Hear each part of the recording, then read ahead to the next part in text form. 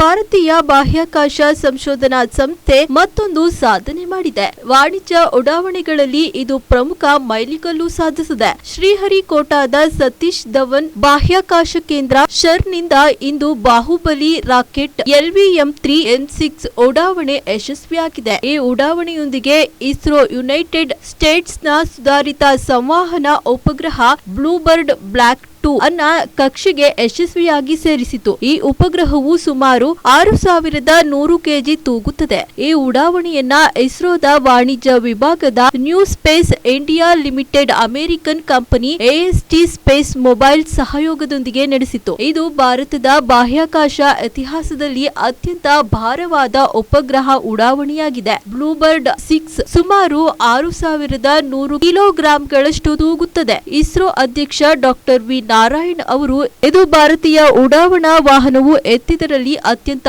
ಭಾರವಾದ ಉಪಗ್ರಹವಾಗಿದೆ ಎಂದು ಹೇಳಿದ್ದಾರೆ. LVM-3 ಇದುವರೆಗೆ 7 ಕಾರ್ಯಾಚರಣೆಗಳಲ್ಲಿ 7 ಯಶಸ್ಸನ್ನ ಸಾಧಿಸಿದೆ. ಇದೇ ರಾಕೆಟ್ 2023ರಲ್ಲಿ ಚಂದ್ರಯಾನ 3 ಚಂದ್ರನ ದಕ್ಷಿಣ ಧ್ರುವಕ್ಕೆ ತಲುಪಿಸುವ ಮೂಲಕ ಇತಿಹಾಸ ನಿರ್ಮಿಸಿತ್ತು. ಇಂದಿನ ಉಡಾವಣೆಯು LVM-3 ನ 8ನೇ ಹಾರಾಟವಾಗಿದ್ದು ಇದು ಸಹ ಯಶಸ್ವಿಯಾಗಿದೆ. ಅಷ್ಟೇ ಅಲ್ಲ, ಇದು 3ನೇ ವಾಣಿಜ್ಯ ಕಾರ್ಯಾಚರಣೆಯಾಗಿದೆ ಎಂದು ತಿಳಿಸಿದ್ದಾರೆ.